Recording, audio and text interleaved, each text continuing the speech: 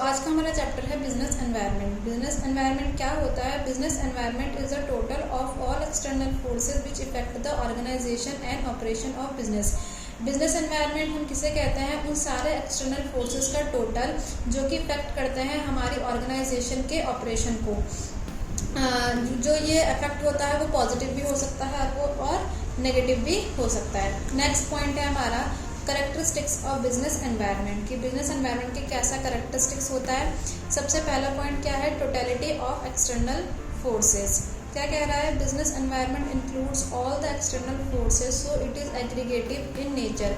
जो business environment होता है उसमें जितने भी हमारे एक्सटर्नल फोर्सेस होते हैं ये इन सबका क्या होता है? टोटल होता है। एक्सटर्नल फोर्सेस क्या होते हैं वो भी आगे पूरा टॉपिक है कि इसके अंदर क्या क्या कंपोनेंट्स होते हैं।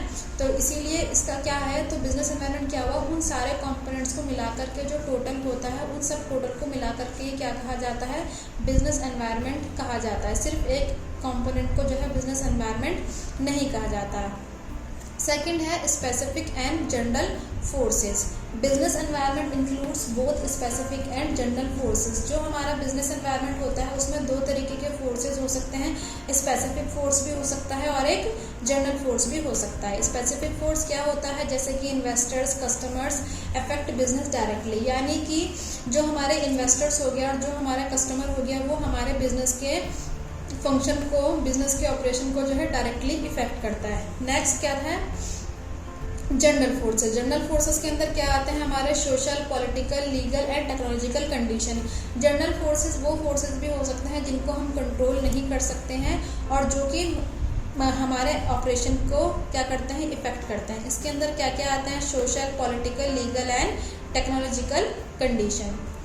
थर्ड है हमारा all the forces and factors of business are interrelated. Interrelated का मतलब होता है कि बिजनेस एनवायरनमेंट के अभी हम जिन भी फोर्सेस के बारे में हम आगे पढ़ने वाले हैं वो सारे के ही सारे आपस में इंटर रिलेट करते हैं। इंटर रिलेट का मतलब होता है कि अगर किसी एक कंपोनेंट में चेंज आएगा तो उसका इफेक्ट दूसरे वाले कंपोनेंट पे भी पड़ेगा। ऐसा नहीं होता, ये आपस में इन सबका किसी में भी लिंक नहीं होता, लिंक होता है। इंटर रिलेट का मतलब होता है इन सबके बीच में लिंक होना।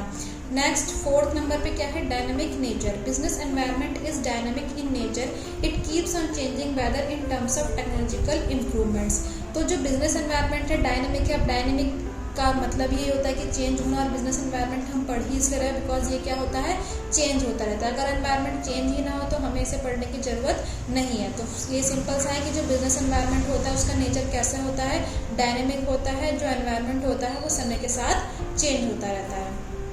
फिफ्थ है अनसर्टेन। अनसर्टेन, अब ये भी इजी है कि जो बिजनेस एनवायरनमेंट क्या होता है? अनसर्टेन होता है। इसको हम प्रिडिक्ट नहीं कर सकते कि अब क्या होने वाला है, कुछ भी हो सकता है और उससे कुछ भी होने से हमारे बिजनेस पे उसका कोई भी इफेक्ट पड़ सकता है।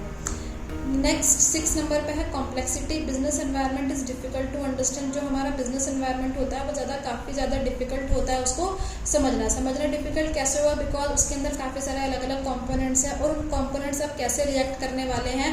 जो जनरल फोर्सेस होते हैं उनको तो हम बिल्कुल कंट्रोल भी नहीं कर सकते। एक हद तक हम स्पेसिफिक फोर्सेस को कंट्रोल कर सकते हैं लेकिन हम जनरल फोर्सेस को कंट्रोल नहीं कर सकते, और उससे जो भी चेंजेस हमारे बिजनेस पर, ऑपरेशन पर पड़ते हैं वो हमें उनको क्या करना पड़ता है? हैंडल करना पड़ता है। It can be understood easily in part but in totality it is difficult to understand.